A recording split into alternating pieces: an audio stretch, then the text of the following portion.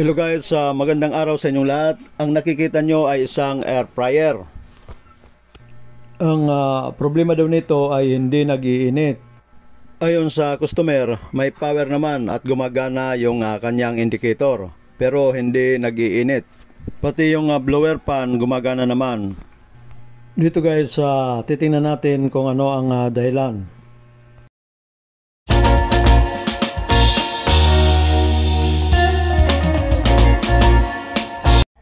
Unang gagawin ay kukunan muna ng resistance. Dito guys, kung makikita nyo, isinit ko sa diode mode ang ating tester.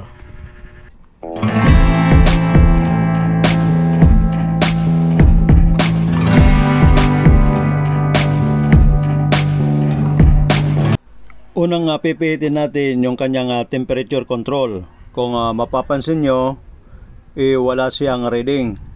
Ngayon susunod natin pipihitin yung kanyang timer switch. Kung makikita nyo ay may reading. Ibig sabihin nito ay buo ang kanyang electrical circuit. Ngayon ay susubukan natin i-plug. Dahil sa pinihit natin kanina yung temperature control at timer switch, umilaw kaagad yung kanyang indicator. Yan ang sabi ng customer na mayroon siyang power pero hindi gumagana yung kanyang heater. Yan ang temperature control. Yan naman ang indicator ng temperature. Yung isa naman, yan ang timer switch. At yan naman ang indicator ng timer switch. Ngayon, i-check natin yung heater kung gumagana. Gagamit lang tayo ng clamp ammeter. Titingnan natin kung ilan ang magiging reading. Ang tester ko ay isisit ko lang sa 200 ampere. Yun guys, ang clamp ammeter reading natin ay 0.02 ampere. Ang ibig sabihin nito ay hindi gumagana yung kanyang heater. Ang gumagana lang dito ay ang kanyang blower pan. Dapat dyan may marireading tayong 5 to 6 ampere. Ibig sabihin nito ay sira ang kanyang heating element. Kinakailangan natin buksan para ma-check yung kanyang heating element. Sa pagbukas nito, susungkitin lang ang gilid ng cover. Dahan-dahan lang ang sungkit nito para hindi mabasag yung cover.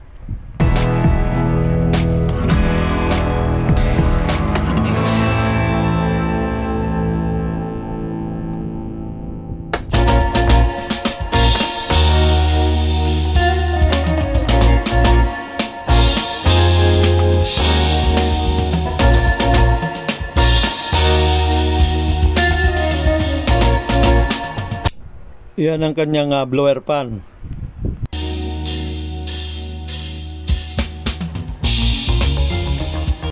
Yan ang kanyang temperature control at timer switch. Ang gagawin dito, i-disconnect ang terminal ng heater.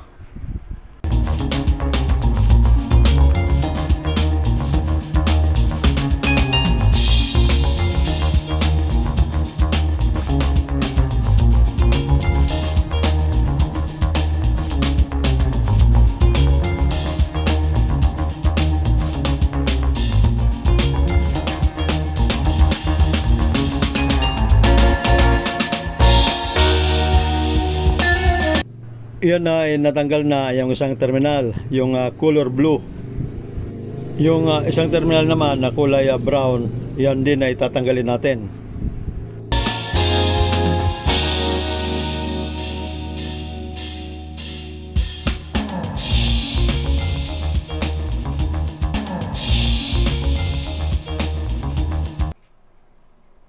Yan ay na-disconnect na yung terminal. Ngayon, pwede na tanggalin yung heating element. Makikita yan sa ilalim.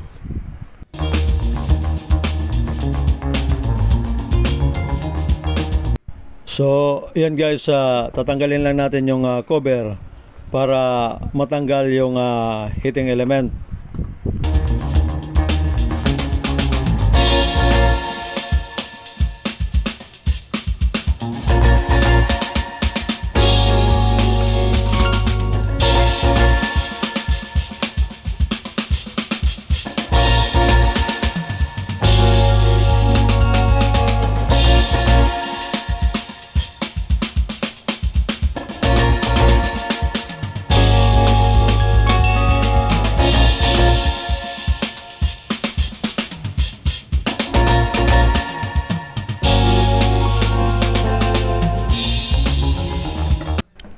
Yan na ngayon ang heating element or heater na tatanggalin natin.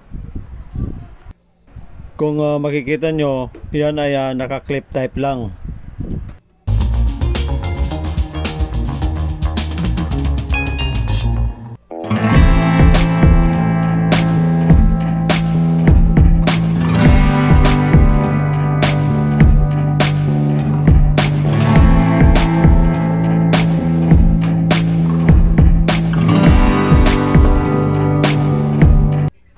Ngayon guys, titesterin natin ngayon para ma-confirm natin kung talagang sira itong heating element. Check lang natin yung tester kung gumagana.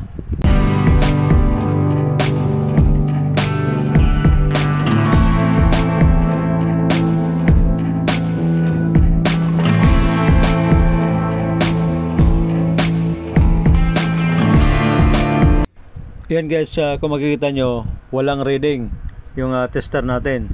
So ibig sabihin confirm ito na sira yung kanyang heating element. So kinakailangan mag-order tayo nito. Sa pag-order nito ay susukatin lang natin ang diameter. Kung makikita nyo, yung outside diameter niya is 15 cm. Ang inside diameter naman niya is 13 cm. At pagkatapos, titingnan natin ang wattage at ang kanyang voltage rating. Kung makikita nyo, may voltage rating siya na 220 to 240 volts. At 1,500 watts naman yung kanyang wattage. So ito na guys ang nahanap ko sa Lazada. Ito ay may dalawang klase, halogen type at carbon type. Nandiyan ang sukat at presyo ng orderin natin. Dito ang pinili ko ay carbon wire tube dahil yan ang nakalagay sa air fryer. Yan naman ang voltage rating, 220 volts to 240 volts. At yan naman ang kanyang wattage, 1,200 to 1,400 watts. Wala silang available na 1,500 watts, kaya 1,400 watts na lang ang in-order ko.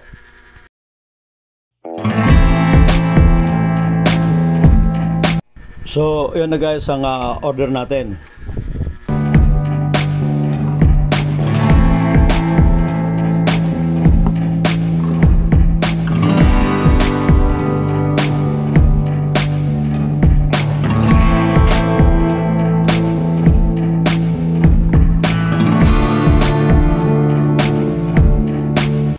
Yan na guys yung heating element natin. Ngayon i-check natin ang resistance at ang kanyang voltage rating at ang kanyang wattage. So dito guys ang dumating sa akin ay 1,300 watts lang. Pero tama naman ang kanyang voltage rating. Wala tayong magagawa kundi ikakabit na lang ito. Mag-a-adjust na lang sa temperature control.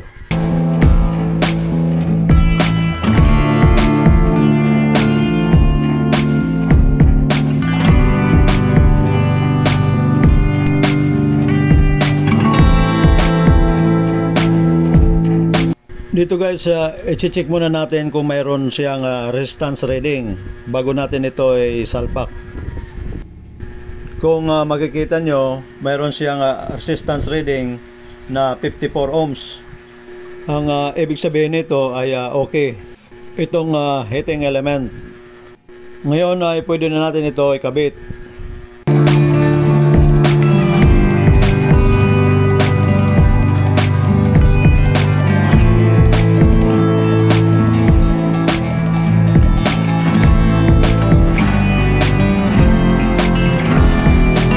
Yan guys, ang mounting nito ay naka-clip type lang yan.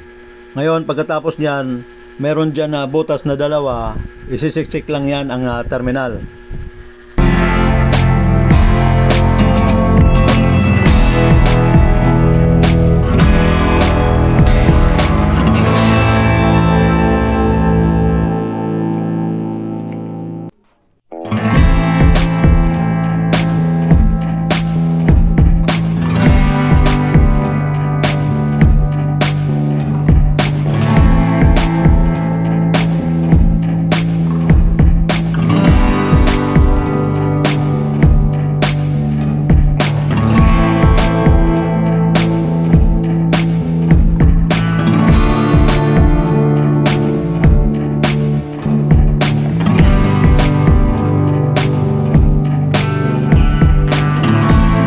So ayan na guys ang dalawang terminal ng heating element natin.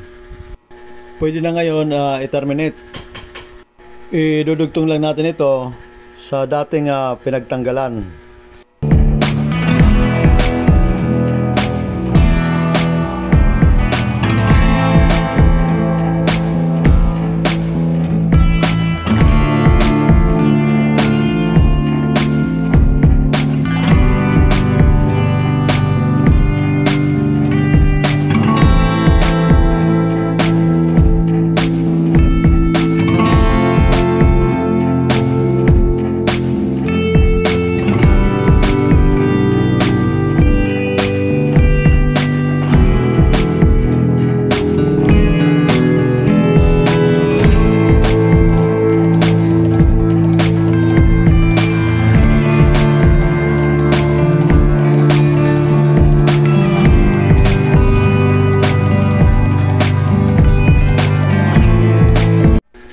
Ayan na guys, magtitesting na tayo ngayon.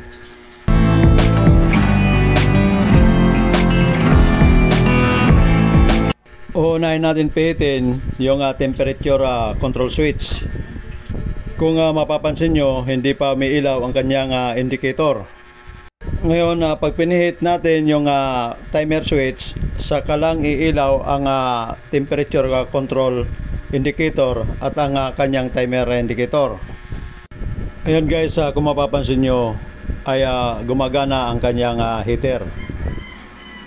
Kapag na-reach na yung temperature na setting natin, yan po ay mag-off. Kung mapapansin nyo, nawala na rin ang green lights indicator. Ngayon isi-check natin yung ampere kung ano ang magiging reading. Dito isinit ko ang clamp ammeter ng 200 ampere. Kung makikita nyo guys, meron siyang reading na 5 ampere. Ang ibig sabihin nito ay gumagana yung ating heating element.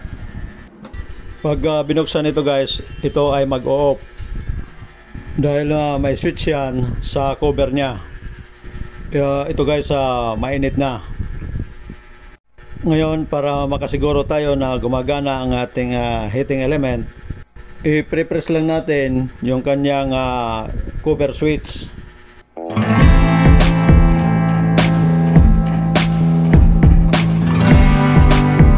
Yan guys, kung makikita nyo, nagbabaga yung ating heating element. Hanggang dito na lamang guys. Maraming salamat sa inyong panonood. Sana ay nakapagbigay ako sa inyo ng konting idea patungkol sa air fryer na hindi umiinit. At shout out sa inyong lahat. Pasensya na kayo at ngayon lang ako nakapag-upload. Medyo busy lang ang inyong kalayotik.